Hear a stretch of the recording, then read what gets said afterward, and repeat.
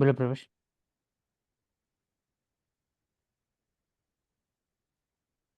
ये दे चुके हो सकता है। हम्म। तो इसमें वर्ड था, हाँ, post cyclone focus on Chennai flood mitigation plan. तो इसमें दो वर्ड है, Chennai basin project, storm water drainage project etcetera, दो ऑल डिस्कस कर चुके। तो बस, integrated urban flood management activities can be taken up.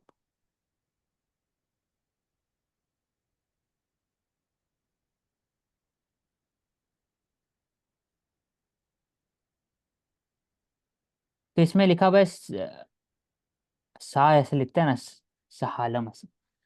तो our home minister introduces redrafted criminal bills in Lok Sabha.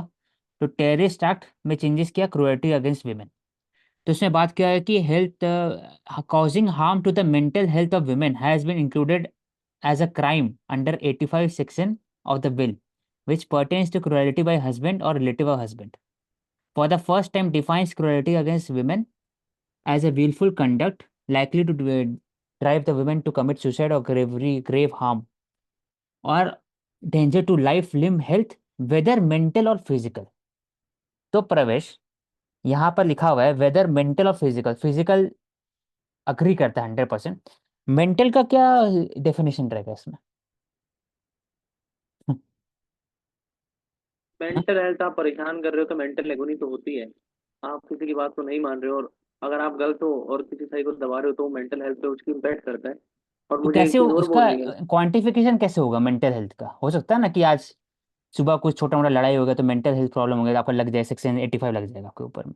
ऐसे भी तो हाँ हो तो सकता है। जैसे जैसे हाँ, जैसे कि अगर फिजिकल होता है तो आपको हॉस्पिटल में जाके आपका एमसी बनता है, मेडिकल सर्टिफिकेट बनता है कि आपको इतनी चोट लगी, इतनी गंभीर है, तो ये आपके ऊपर प्रोविजन लगा देगी पुलिस। हम्म। इसी तरीके से मेंटल होगा तो साइकेट्रिस्ट होते हैं सरकारी हॉस्पिटल के अंदर, साइकोलॉजिस्ट होते हैं, वो रिकमेंडेशन करके दे देंगे इतना टॉर्चर हुआ है, इतना मेंटल एगोनी हुई है, उसके बिहाफ पे लग जाएगा प्रोविजन। लेकिन मुझे थोड़ा सा यहाँ पे ये बिल के अंदर थोड़ा नैरोनेस दिख रही है कि मेंटल एगोनी खाली वुमेन के साथ नहीं होती है, वो मेन के साथ भी होती है, फिजिकल एगोनी भी मेन के साथ हो सकती है। तो आज के टाइम पे हम थोड़ा ब्रॉडर लेके चलें तो क्रिमिनल केसेस तो दोनों के साथ होते हैं, खाली वुमेन ही सस्पेक्टेबल नहीं है। ठीक है, तो इसमें और फिर दिया minimum sentence for 7 years imprison for mob lynching, ये भी ड्रॉप किया गया, and replace with imprisonment of life. ठीक है। और ये बिल का इसमें मैं नाम? कुछ हाँ, ऐड करूँ? बोलो। जैसे मेंटल वाले एस्पेक्ट में कि एक तो जैसे रीजंस पूछा जा सकता है, मतलब प्रॉपरली कि क्या सिचुएशन है और क्या। एंड इसमें मिसयूज का भी चांस रह सकता है, बिकॉज फिजिकल में तुम एविडेंस मतलब दिखता है वो चीज, तो उसमें मिसयूज के चांसेस कम है। लेकिन मेंटल में फिर मिसयूज भी हो सकता है, मतलब झूठ बोल सकते हैं कि हो रहा है जबकि ऐसा एक्चुअल सिचुएशन नहीं है। तो ये दो तो ये चीजें। ना ऐसे नहीं होगा ना, मैं अगर मान लो मैं लड़की हूँ और मैं हम्म। हॉस्पिटल में जाके बोल रही हूँ मेरे साथ मेंटल टॉर्चर हुआ है और आप एक सर्टिफिकेट बना के दो, वो मेरे कहने से नहीं बनाएगा, वो बेसिकली टेस्ट करवाएगा मेरे। अब बना मतलब भी सकता है, नहीं, मेडिकल पैसा का लेके तो नहीं। बना भी सकता है ना, कुछ भी हो सकता है। हाँ, हाँ अब ऐसे तो मेडिकल लूप की हर नहीं, चीज में है। मतलब इन फिर तो जनरल हम, कंप्लेंट की बात कर। हाँ। हाँ मतलब आपका पॉइंट ऑफ व्यू सही है कि थोड़ा सा मतलब इसमें लूप होल रहेंगे, इसीलिए मैंने बोला कि खाली वुमेन के लिए नहीं, मैन के लिए भी होना चाहिए। अगर जेंडर न्यूट्रल जानना है तो फिर तो इसमें नाम है भारतीय संक्षेप बिल, भारतीय नागरिक सुरक्षा सुरक्षा bill, Samhita bill, in replace Indian evidence act, code of criminal procedure 1898, इसको रिप्लेस किया है बस। टेररिस्ट एक्ट में इसमें ऐड किया कि इकोनॉमिक सिक्योरिटी भी। हमेशा बात करते हैं ना कि बाकी सब एक्ट का बात करते हैं, फाइनेंशियल डेथ या फिर पॉलिटिकल आइडियोलॉजी, तो इकोनॉमिक सिक्योरिटी। अगर damage and destruction of any property in India use for intended to use for the defence of India, तो इसको the bill ten death penalty of the age punishment. Damage to the monetary stability of India by production smuggling Indian paper currency, इसको भी terrorist offence में डाल दिया गया। तो इसको बहुत ज़्यादा वाइडन, जहाँ वाइडन करना चाहिए वहाँ अब वाइडन नहीं यहाँ किया हो गया गया। थोड़ा ज्यादा, यहाँ हाँ, ज्यादा ही जहाँ हो पर गया। नैरो करना चाहिए कि- वहाँ वहाँ हाँ, वाइडन हो गया। मतलब तो अगर ये गलती से किसी आदमी ने हम्म किसी बैरिकेड को लात मार दी गुस्से में आकर टेररिस्ट के, टेररिस्ट आप बन उसे गया। डेथ पेनल्टी दे दोगे। हाँ, तो ये गलत, तो ये लिखा हुआ है यहाँ पर कि the new bill adds the civil for the officer not below the rank of SP shall decide whether to register the case under the Sanhita under the UAP। तो इसका बात है, तो ये बस चेंज किया गया। तो ये एचपी का भी सोल डायरेक्शन नहीं होना चाहिए था यहाँ पे। एचपी के साथ भी जो जुडिशियल वकील होते हैं, पब्लिक प्रोसिक्यूटर, वो भी बैठने चाहिए, ताकि डिसाइड हो कि किस बिहाफ पे आप इसको सजा दे रहे हो या बुक कर रहे हो सजा केस। नहीं है, केस लगा है, मतलब रजिस्टर करना हाँ बात मतलब हो रहा केस है, लगा रहे रजिस्टर है हैं, ना। हम वो केस रखे तो पूरा फिर डेथ पेनल्टी बहुत बड़ी चीज हो गई यहाँ तो। नहीं, डेथ पेनल्टी तो प्रोविजन पनिशमेंट का है, ये तो रजिस्टर केस का बात हो रहा है यहाँ पर, एसपी का मान लो डिफरेंट। कि एसपी ने रजिस्टर कर दिया केस कि हाँ इसने ऐसे ऐसे ये आर्मी के एरिया में से निकल गया विदाउट परमिशन, तो फिर आने वाले टाइम में तो उसको डेथ पेनल्टी मिलेगी ना, ये बोल रहा हूँ मैं। At the mercy of the system हो जाएगा एक तरह से, टेक्निकलिटी में, टेक्निकल टेररिज्म इसको बोलते हैं, उसमें हरा दिया जाए। Indian consulate in the SF, इसको वहां पर अटैक हुआ था एक बार। तो ऐसा क्या हो रहा है कि इंडियन जो कॉन्सुलेट है उस पर अटैक बढ़ते जा रहे हैं पिछले कुछ साल में, देखते आ रहे हैं प्रवेश। ये मुझे लगता है जो रेडिकल आउटफिट्स ऑपरेट कर रहे हैं फॉरेन लैंड्स में अगेंस्ट इंडियन इंटरेस्ट, तो ये कहीं ना कहीं टारगेट हमारे ऑफिसर्स को कर रहे हैं। हम्म। हाँ वही मतलब बात है। कुछ और हम्म। आप बताओ। नहीं, उसी की बात कर रहे हैं कि जो इंडियन कॉन्सुलेट है फ्रांस फ्रांसिस्को क्यों है, फिर ओटावा में क्यों हो रहा है, क्योंकि वहाँ पर खालिस्तानी ज़्यादा मात्रा में है, और उनके अंदर में रेडिकल आउटफिट जो हो गए, प्रॉपर जो आउटफिट हो गया, तो वो अटैक करते हैं लाइमलाइट में आने के लिए, इसीलिए। और उसने कॉड का ले लिया।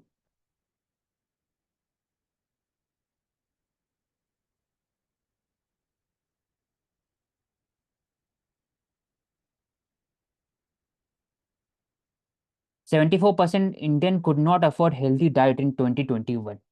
मानसी, इसको ले लो।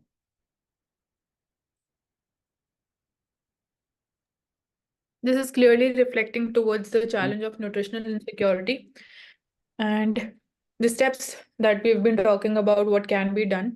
So firstly, it is, we say ki we can promote the cultivation. We need to change the cropping pattern for promoting more millets cultivation. We need to reduce on the water intensive crops like rice and wheat. But in that also we have the concern कि अगर हम उसको इतना ज़्यादा reduce कर देंगे तो कहीं ना मतलब फ्यूचर में उनका सप्लाई कम होगा जो इम्पोर्टेंट फूड सीरियल्स हैं। सो एग्रीकल्चर सेक्टर में we can go for the changes in the subsidy pattern for the fertilizers, because fertilizers में जो सब्सिडी दी जाती है फार्मर्स उन्हीं फर्टिलाइजर्स को ज्यादा यूज करते हैं, तो उसकी वजह से भी वी आर सीइंग कि सॉइल फर्टिलिटी के ऊपर भी इम्पैक्ट हो रहा है। और एक यूनिफॉर्म तरीके से ही जो क्रॉपिंग पैटर्न है वो लोग ज्यादा प्रेफर करते हैं कि राइस और व्हीट या शुगर केन को ही ज्यादा ग्रो करें। So this can be done and we can also talk about the food fortification also. Yes.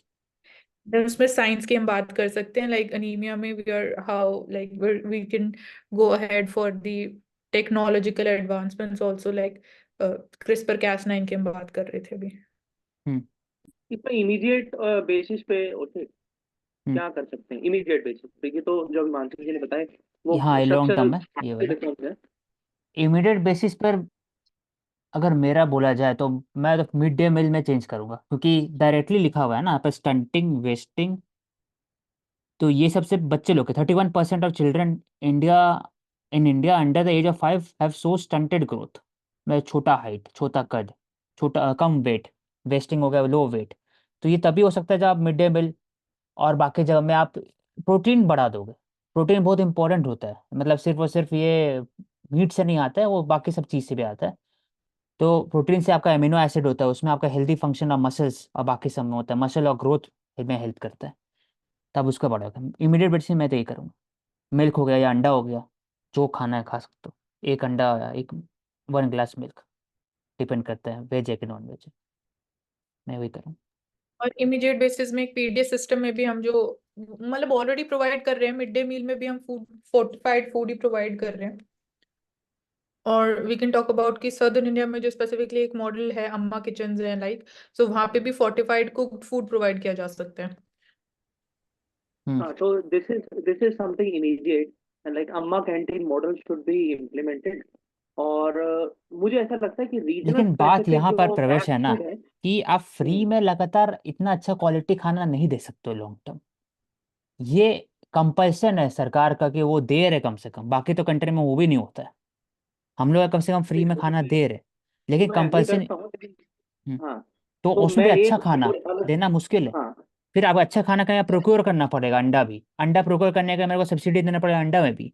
तो फार्मर का क्या होगा फिर? उनको ऐसे भी तो साइकिल हो जाता है ना, एक वीसीएस साइकिल एक तरह से देखा जाए तो, सब्सिडी और बाकी सबका। तो इसको करने के लिए एम्प्लॉयमेंट जनरेशन ही है और प्रॉस्पर इकोनॉमिक प्रॉस्पेरिटी तभी होने वाला मेरे हाँ, अकॉर्डिंग। मतलब वो तो करेंगी, और दूसरा मतलब जो हमारे रिलीजियस ऑर्गेनाइजेशन ऑपरेट करते हैं, एनजीओ ऑपरेट करते हैं, प्राइवेट वेलफेयर सोसाइटीज ऑपरेट करती है ना, जो इस तरीके का खाना मतलब प्रोवाइड कराती है, तो बेसिकली मैं उनका कोलैबोरेशन बनाऊंगा, जिससे कि प्रॉपर मैं डाटा के हिसाब से देखूंगा कि कहाँ पर ज्यादा है इस तरीके की अरे प्रॉब्लम, उन और लोग वहां पर उनका करते भी कंसंट्रेशन है, बढ़ाऊंगा। उन लोग करते भी है, ऐसा भी नहीं कि उन लोग नहीं करते, मतलब हाँ, मैं इस्कॉन का मना नहीं कर कितना, रहा हूँ, नहीं इस्कॉन करते। हो गया बाकी। लेकिन बात है कि हाँ डिपेंडेंट से रह ही नहीं सकते ना फ्री पर। उसको मतलब कि वेजेस बढ़ना होगा, ओवरऑल इकोनॉमिक डेवलपमेंट होगा तभी हो सकता है। हाँ, वो आ गया ना, वही बात, वो लंबा थोड़ा स्ट्रक्चरल रिफॉर्म है ना, हाँ एकदम लंबा ही है जल्दी बढ़ा उसका। के।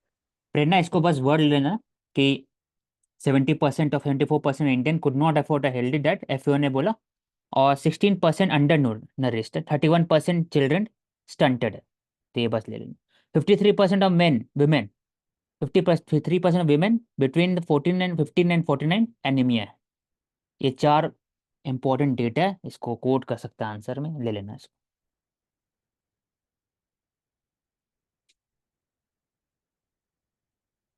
ग्लोबल एआई समिट, तो ये डिस्कस किया था कल ही, था global partnership on AI artificial intelligence summit.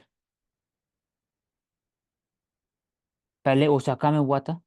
इसमें बात हो रहा है एआई के ऊपर डिबेट की कैसे रेगुलेट करें, कैसे एथिकल एआई को प्रमोट करें, और जो डी फेक और बाकी सब जो इलिसिट यूज ऑफ एआई इसको कैसे कम करें।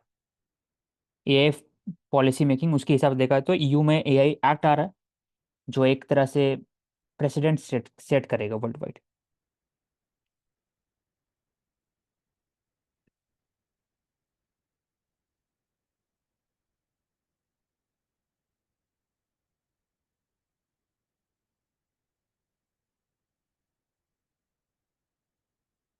23 Pakistani soldier killed at Taliban link group drives vehicles into security post.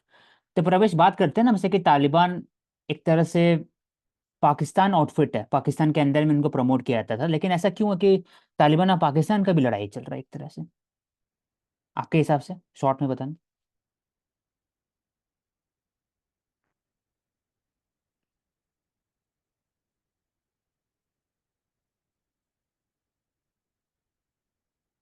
Basically Taliban का जो मकसद है लॉन्ग टर्म में, वो स्ट्रैटेजिक डेप्थ इन पाकिस्तान है।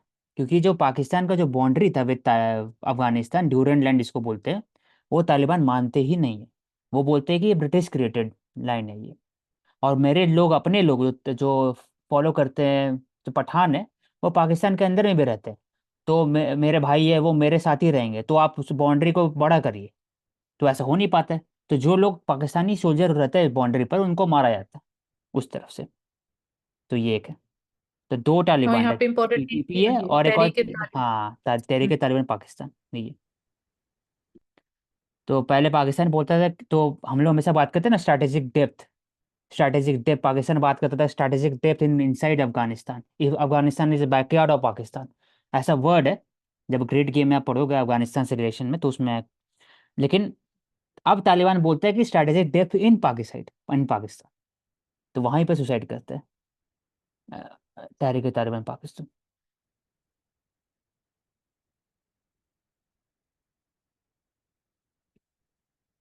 ये वही वाला फेज ऑन फेज आउट,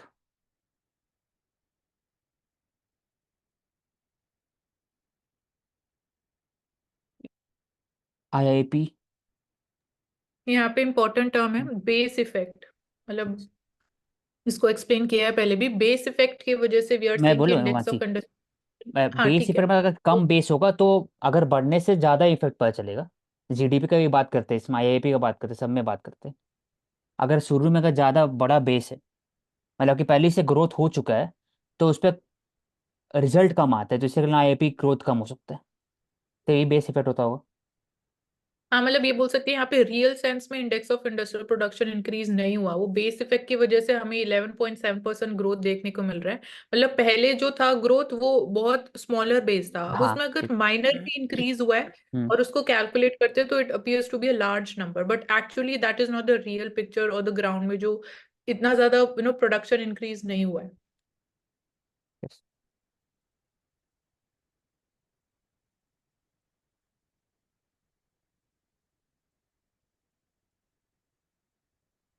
सब जगह ई trucks, E term trucks, e buses etcetera.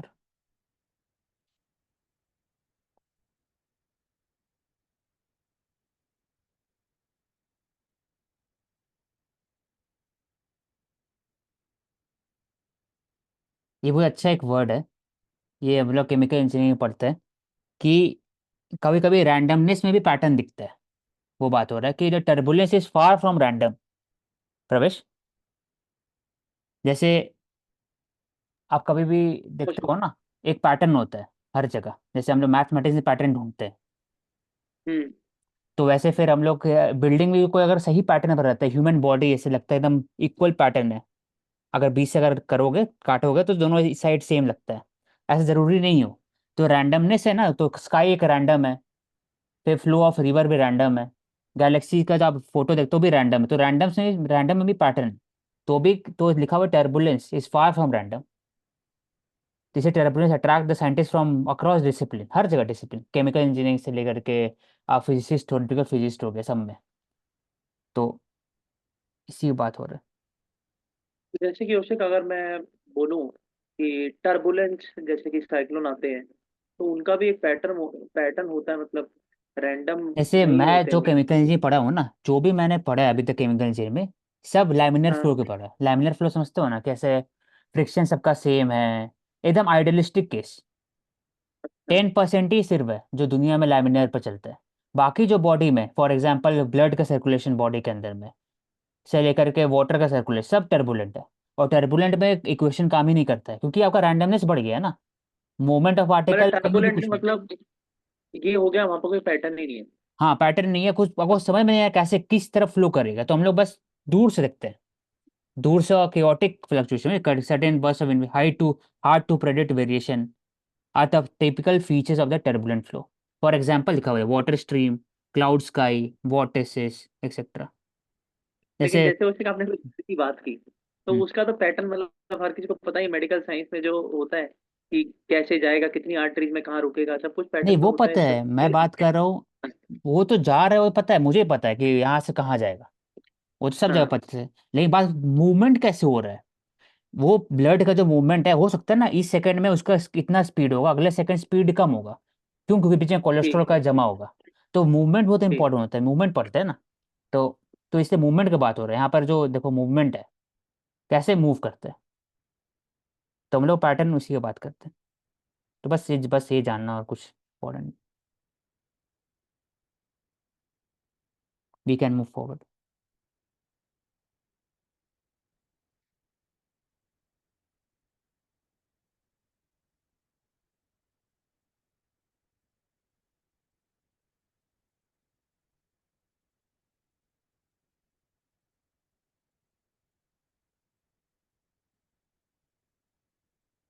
23 soldiers killed, we discussed this one.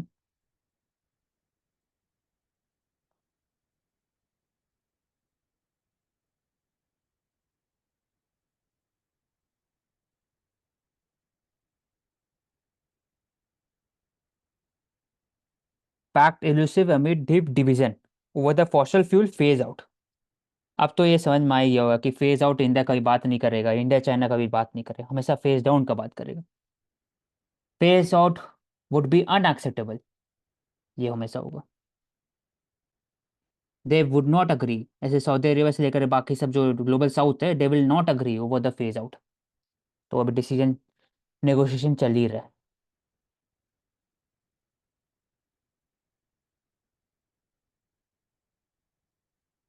PM flags need for the ethics democratic value in AI, वही ethical AI का concept है, regulate कैसे करें इसको, auditing mechanism भी करना चाहिए AI tools, proper use of AI, guardrails for technology, how it can be democratized.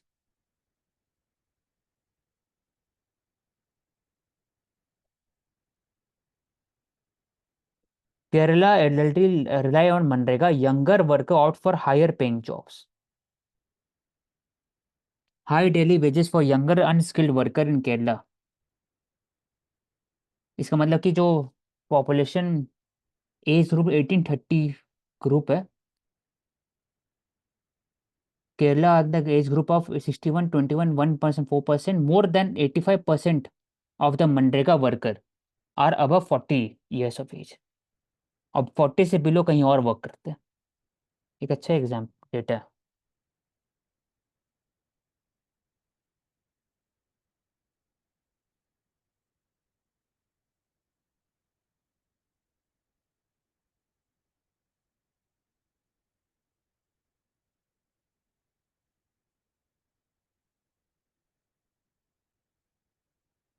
AI का बात करते हैं तो उसमें इंपॉर्टेंट कीवर्ड हो गया डिजिटल पब्लिक इंफ्रास्ट्रक्चर, यूपीआई, आधार, कैसे एआई स्किल को इम्प्रूव किया जा सकता है टीयर 2 टीयर 3 सिटीज़ में, एआई को डेवलपमेंट को मोर इंक्लूसिव कैसे बना सकते हैं, सोशल इनक्वालिटी को कम कैसे कर सकते हैं।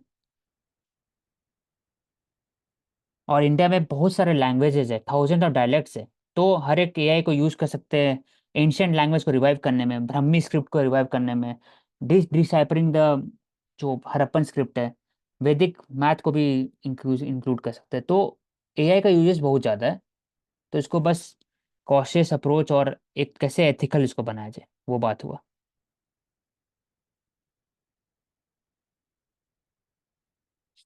जैसे हम लोग ये पहले लिए थे कि केरला ऐसा जगह है जहाँ पर 100% सोशल ऑडिटिंग होता है, तो मनरेगा में ऐसा पाया गया कि केरला में 88% of the total workforce it is women against the national average of 55%। तो पॉवर्टी एलिवेशन स्कीम में से गुडमश्री मिशन और मनरेगा में भी एक वुमेन वर्कर का रोल ज़्यादा रहता है वहाँ पर। केरला सोशल ऑडिटिंग में भी ऐसा पाया गया कि सीनियर सिटीजन पॉपुलेशन के हिसाब से कम है, लेकिन 40 ईयर्स के अबव उनका जो रोल है वो 80% के आसपास है विद रेस्पेक्ट टू मनरेगा जॉब। रविश, ये क्या कहना है इसमें? और ये ठीक है मतलब। मतलब मेजरली ओल्डर पीपल वर्क ज़्यादा कर रहे हैं MNREGA as compared to younger. एक पॉइंट तो हम शायद ये कंसिडर कर सकते हैं कि जो यंगर वर्कफोर्स है, मतलब जो 40 से नीचे किया, इट मीन्स उनको नॉर्मल जॉब्स एम्प्लॉयमेंट मिल रही है, तो उनको इतनी नीड नहीं मतलब हो रही एमजी नरेगा में जॉब के लिए। एक और इम्पोर्टेंट पॉइंट है, MG NREGA unskilled job provide करता है, हाँ, younger generation skilled. They are skilled, तो वो एमजी नरेगा में वर्क ऑब्वियसली नहीं करेंगे। ओके।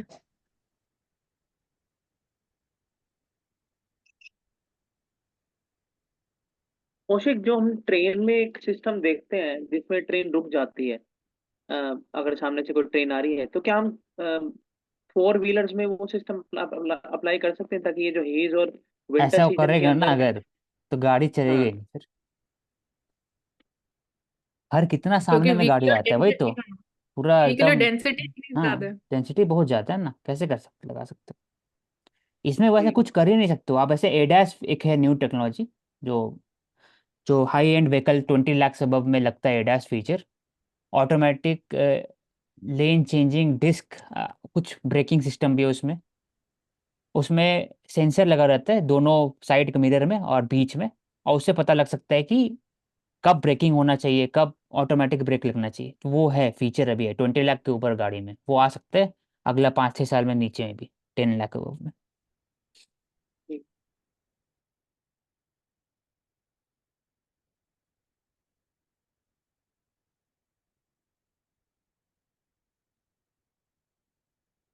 विमेन का ले लिए, टेररिज्म का क्वेश्चन, विमेन से रिलेटेड जो भी चेंजेस आया है।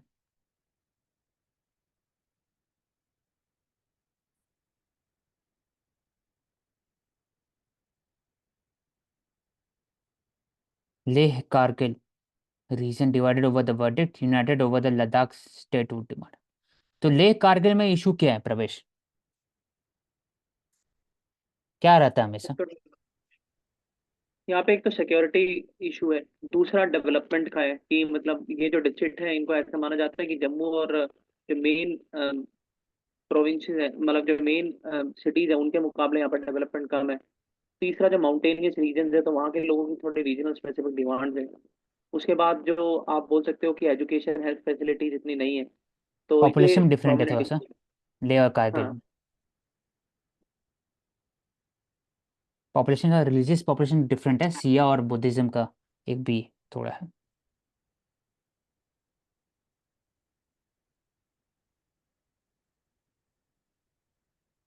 ये उसी के ऊपर सिस्टमेटिक कास्ट सर्वे नहीं, ठीक है वो तो। उसी बात हो रहा है। Non accurate count, situation is green. ये लीगल इमिग्रेशन का बात हो रहा है सिटीजनशिप एक्ट 1955 के अंदर में। भाई पता ही नहीं है कि कितने लोग अंदर में आए सिंस 1971, सोचो।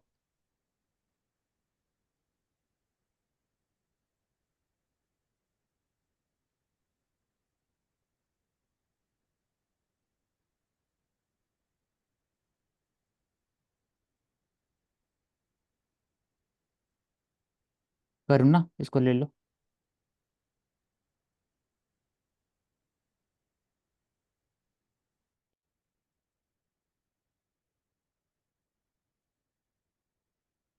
Mansi. Okay, so if the freedom of speech is taken away, then dumb and silent we may be led like sheep to the slaughter. So it is talking about the fundamental right to speech, Article 19 under जो हमें provide की जाती है under part 3 of the constitution. So ये बोला जा रहा है कि फ्रीडम ऑफ स्पीच ही नहीं होगी तो मतलब सिस्टम वुड कोलैप्स, मतलब फिर वो ऑब्वियसली डेमोक्रेसी भी नहीं बोली जा सकती है। राइट टू डिसेंट नहीं होगा आपके पास, आप फ्रीली एक्सप्रेस नहीं कर सकते हो, whether it is verbally, whether it is through literature, writing articles, और we can say the print media and. हाँ एग्जाम्पल हो सकता है इमरजेंसी के समय में कितना सारे चेंजेस किया गया इंडिया में, लेकिन जो फ्रीडम ऑफ स्पीच है इसको अपहेल्ड किया गया by the Supreme Court in 1973 Keshavananda Bharati case में भी। बेसिक स्ट्रक्चर डॉक्ट्रिन आया, उसके बाद में भी बात किया गया कैसे राइट टू प्रोटेस्ट होना चाहिए। तो ओवरऑल एक यहाँ पे जो ये भी बोल सकती है कि डेमोक्रेटिक फ्रीडम ऑफ सेंटिमेंट बच स्पीच वर्सेस, गया। हाँ सेडिशन, सेडिशन भी बोल सकती है कि ट्रेडिशन वो लॉ हटा ओवर नहीं है। पावर हाँ। करेंगे हम्म, फ्रीडम ऑफ स्पीच। हम्म। तो ये भी बोला गया सुप्रीम कोर्ट के द्वारा कि अगर आप right to, if you are criticising the government so it is not sedition. और फ्रीडम ऑफ स्पीच कुछ कुछ लोग बोलते हैं कि हमेशा से रहना चाहिए, अनअबेटेड होना चाहिए freedom of speech.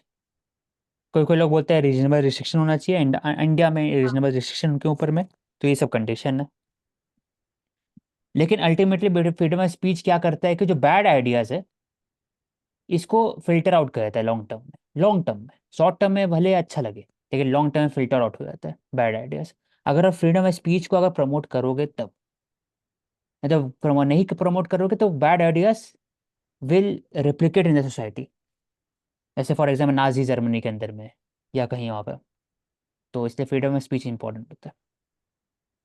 Freedom of speech हम एग्जांपल बात कर सकते हैं, रिसेंट जो हिजाब केस हुआ था।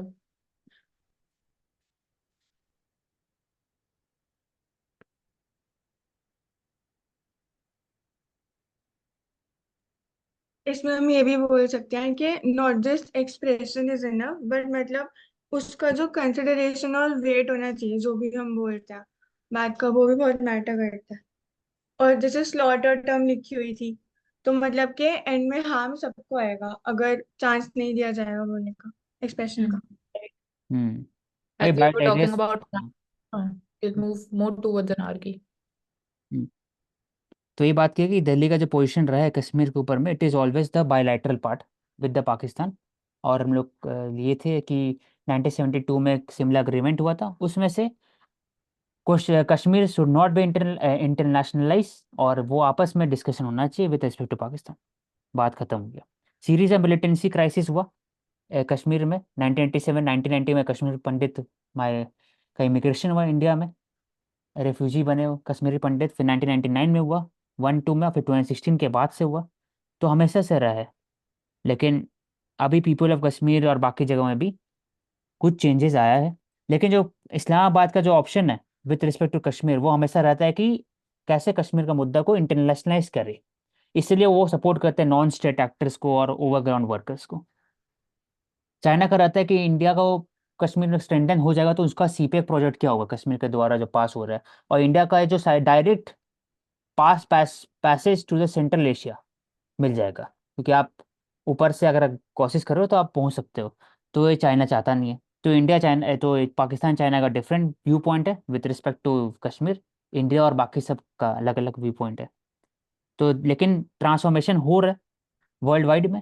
फॉर एग्जांपल इंडिया, यूएई और सऊदी अरेबिया दोनों have prevented Pakistan from mobilizing the Islamic world against the Delhi Kashmir action.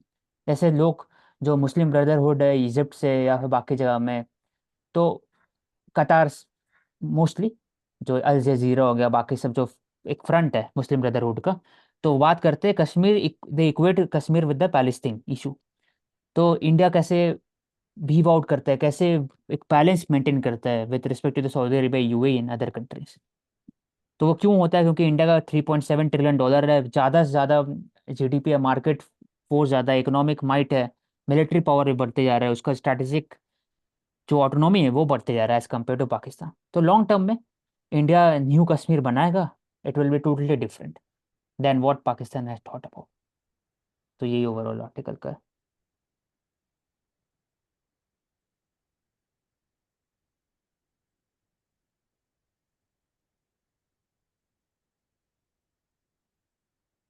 तो ये जवाहर नेहरू यूनिवर्सिटी का ले चुके कि एंटी नेशनल स्लोगन पर ही लगेगा फाइन, और कुछ कुछ जो एक्टिविटीज है ड्रग कल्चर उस सब में लगेगा फाइन, लेकिन ओवरऑल आपके पास राइट है प्रोटेस्ट करने का।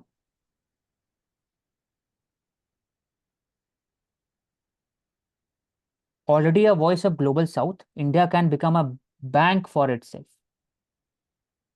तो जैसे बात होता है एनडीबी का और बाकी सबका, I think it is talking about the bank.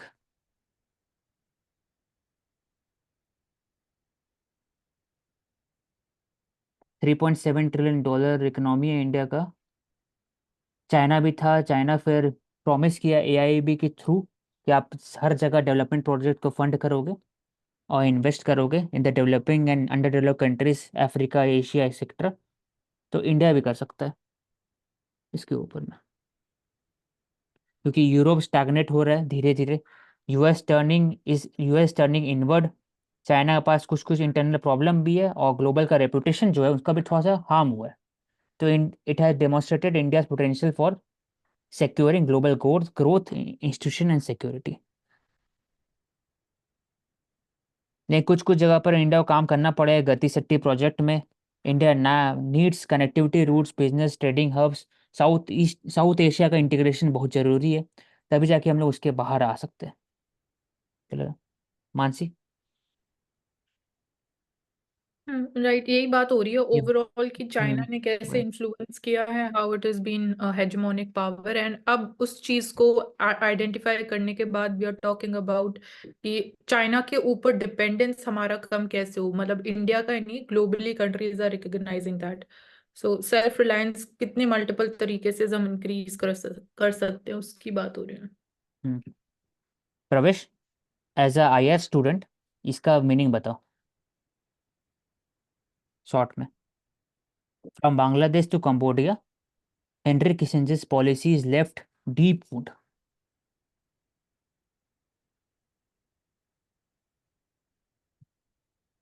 मुझे एग्जैक्टली नहीं पता है उसे किसका। हेनरी किसिंजर पता ही होगा कि आपको हम डिस्कस किए थे बहुत पहले कि उनका डेथ हुआ था, तो वो एक तरह से सेक्रेटरी थे, डिफेंस डिफेंस नहीं मतलब वहाँ क्या होता है, होम डिपार्टमेंट होता है ना, यूएस होम डिपार्टमेंट। सेक्रेटरी हाँ, secretary of state. Secretary secretary of state भी थे, एनएसए भी थे। तो इंडिया पाकिस्तान वॉर हुआ था 1971 में, तो उन्होंने एक यूएस के थ्रू सपोर्ट किया था पाकिस्तान को। तो इसलिए लिखा हुआ है बांग्लादेश टू कंबोडिया। कंबोडिया क्यों लिखा हुआ है? क्योंकि आफ्टर द वियतनाम वॉर वो एक तरह से बॉम्बिंग ऑफ कंबोडिया और लाओस को भी सपोर्ट किए थे, तो इसलिए उनका जो रहा है with respect to the long term, उनका क्रिटिसिज्म भी ये रहा है कि वो सपोर्ट किए हैं डिक्टेटर्स को for the real real politic and strategic vision of the USA rather than a general welfare of the world. तो तो औशक, यहाँ पे अगर आप उनकी पॉलिसी को एक सिंगल फ्रेज में डिफाइन करोगे तो real politic, what would be real politic? Okay. POLITIK। Hmm country किसी ने broke American arms ban on Pakistan and ensure Islamabad receive air support from third country like Jordan. True. और water gate scandal क्या है? Famous है water gate, हमेशा ऐसा जिक्र होता है इंडिया में भी जब भी स्कैंडल होता है। राफेल इट्स मोर, मतलब more big than Watergate, ऐसे बोलता है ना, राफेल गेट टाइप हुआ था एक बार। तो वाटर गेट क्या है Pravesh? No you please explain. Watergate वो था कि जो वहाँ के निक्सन जो थे, निक्सन जो रिचार्ड निक्सन, वो प्रेसिडेंट ऑफ यूएस थे उस समय में। तो उन्होंने क्या किया कि जो ये डेमोक्रेटिक, तो मुझे याद नहीं आ रहा रिशन निशन किसके थे, रिपब्लिकन के थे डेमोक्रेटिक के थे, आई थिंक ये रिपब्लिकन के थे। तो उन्होंने क्या किया, जो अपोजिशन पार्टी है ना उनके रूम्स में फॉर एग्जांपल वो बग प्लांट कर दिया, और उसका जो भी डिसीजन मेकिंग है सुनते थे बैठ करके। तो एक तरह से इलीगल है ना देखा जाए तो, मानसी, क्या आप तो अपोजिशन हाँ, पार्टी राइट। के तो अंदर में जाकर सुन नहीं सकते हो ना, और रिपब्लिकन पार्टी के थे हाँ, रिचर्ड निक्सन। तो ये डेमोक्रेटिक पार्टी का जो हेडक्वार्टर है उसके अंदर में बग प्लांट किया। तो जो सीक्रेट सर्विस इसके थे, सीक्रेट सर्विस वो गए थे, बग प्लांट कर दिया हर जगह, और पूरा स्ट्रैटेजी सुन रहे थे अगला इलेक्शन के लिए। तो पता लग सका, तो वाटर गेट स्कैंडल है, तो उनको रिजाइन करना पड़ा फिर, एंड इम्पीचमेंट होता उनका। तो ये Watergate scandal. Wiretap हाँ हाँ, करी थी तो ये प्रॉपर ब्लड अगेन। टेलीग्राम क्या है? तो ब्लड टेलीग्राम एक टेलीग्राम है जो निक्सन, किसिंजर और यहाँ के जो थे इंडिया के फॉरेन एम्बेसी के, यूएस एम्बेसी के थे हेड, वो भेजे थे। वो बता रहे थे कि इतने बंगाली मर रहे हैं लेकिन वो कुछ हेल्प नहीं करे, तो वो इस तरह से बहुत अनएपिथेटिक वर्ड्स यूज किया गया था और लेकिन यहाँ इसलिए। पे वाटर गेट स्कैंडल की जो हम बात कर रहे थे, इसको टर्म हमने वाटर गेट क्यों दिया है? Why this term? जगह होगा वाटर गेट आई थिंक, बोलो। मतलब I have to find out. Watergate complex है ना, जगह होगा ये। Watergate complex group of 6 building है वॉशिंगटन में, hmm Washington DC. Right. Rare तो जेनेटिक डिसऑर्डर डेमोक्रेटिक क्या पॉम्पी हम डिजीज। इंडिया में बोल सकते हैं, इंडिया में हम बोल सकते हैं कि जो पेगासस का यूज हुआ है तो वो इंडिया का वाटरगेट मूवमेंट हो गया? नहीं, क्योंकि रिजाइन नहीं हुआ ना, कुछ प्रूफ नहीं है इसका। उसमें रेजिग्नेशन हम्म हुआ प्रेसिडेंट का, और प्रूफ आया था सामने में। इंडिया में पेगासस अब यूज हुआ लेकिन उसके सुप्रीम कोर्ट कहाँ कुछ बोला, कहाँ सामने में आया उतना बड़ा। तो तो वाटर गेट नहीं बोल सकते इसको, अल्टीमेटली वही कि प्रूफ नहीं है, और एक प्रूफ मतलब नहीं है, वायरस प्लस तो उसको हाँ हो आइडेंटिफाई सकता है, करना। हाँ हो सकता है कि ऐसा हुआ होगा बड़ा, बहुत बड़ा, लेकिन उसके लिए तो लोग के अंदर अवेयरनेस, बड़ा एक मुद्दा उठना चाहिए, सुप्रीम कोर्ट में जाना चाहिए, प्रूफ होना चाहिए, सब चीज़ होना चाहिए, वहां पर ऐसा हुआ था। तो वहां का जो इलेक्शन होता है ना यूएस में, तो रिपब्लिकन डेमोक्रेटिक पार्टी का 19-20 का होता है इलेक्शन। इंडिया में ऐसा नहीं है कि एक बार मेजोरिटी आए तो पूरा खत्म बाकी सब। तो यहाँ तो डिफरेंट टाइप से सिस्टम ना, तो वहां पर क्या है, बहुत ज्यादा चेक्स एंड बैलेंसेस है इंडिया मुताबिक। थोड़ा सा शिफ्ट इन वोटिंग होता है तो पूरा सरकार चेंज हो जाता है। तो पॉम्पे